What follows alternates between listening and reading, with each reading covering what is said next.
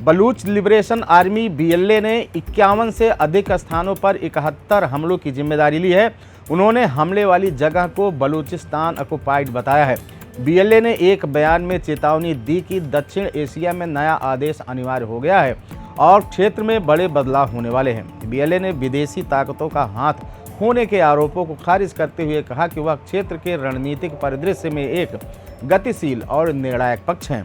इन हमलों में पाकिस्तानी सैन्य काफिलों, खुफिया केंद्रों और खनिज परिवहनकारियों को निशाना बनाया गया ताकि इन संसाधन संपन्न प्रांत पर इस्लामाबाद के नियंत्रण को चुनौती दी जा सके।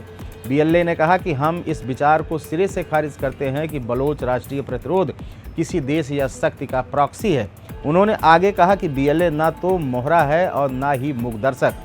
हमें क्षेत्र के वर्तमान और भविष्य के सैन्य, राजनीतिक और रणनीतिक गठन में अपना उचित स्थान प्राप्त है और हम अपनी भूमिका से पूरी तरह से वाकिफ हैं। पाकिस्तान पर कपट और धोखे का आरोप लगाते हुए बीएलए ने कहा कि इस्लामाबाद अपनी युद्ध नीति को शांति और भाईचारे की बातों के पीछे छुपाता है। बीएलए ने कहा कि पाकिस्तान की हर शांति, युद्ध विराम और भाईचारे की बात केवल एक छलावा युद्ध रणनीति और अस्थायी चाल है। उन्होंने भारत और अंतर्राष्ट्रीय समुदाय को पाकिस्तान की धोखेबाज शांति की बातों में न फंसने की चेतावनी दी। बीएलए ने पाकिस्तान को एक ऐसा देश बताया जिसके हाथ खून से सने हैं और जिसका हर वादा खून से लथपथ है।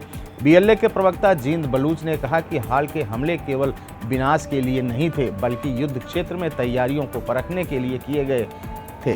पिछले सप्ताह की शुरुआत में भारत पाकिस्तान के बीच सैन्य तनाव की चरम के दौरान बलूच लिबरेशन आर्मी ने पाकिस्तान सेना के लिए एक नया मोर्चा खोल दिया।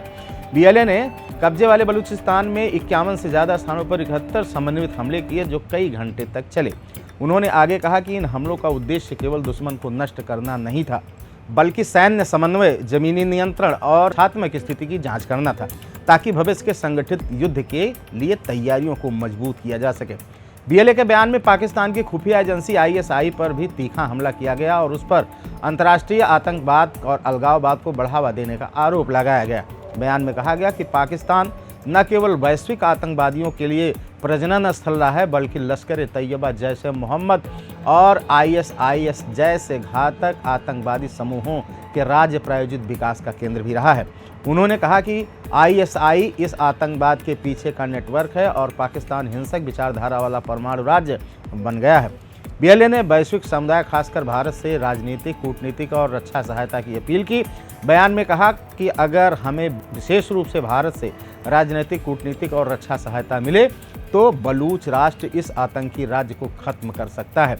बीएलए ने कहा कि ऐसी सहायता शांतिपूर्ण, समृद्ध और स्वतंत्र बलूचिस्तान का रास्ता खोल सकती है।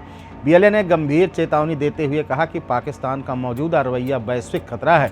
उन्होंने कहा कि अगर पाकिस्तान को बर्दाश्त किया जाता रहा तो आने वाले वर्षों में इस राज्य का अस्तित्व पूरे विश्व के लिए विनाशकारी हो सकता है। खबर में यहीं तक।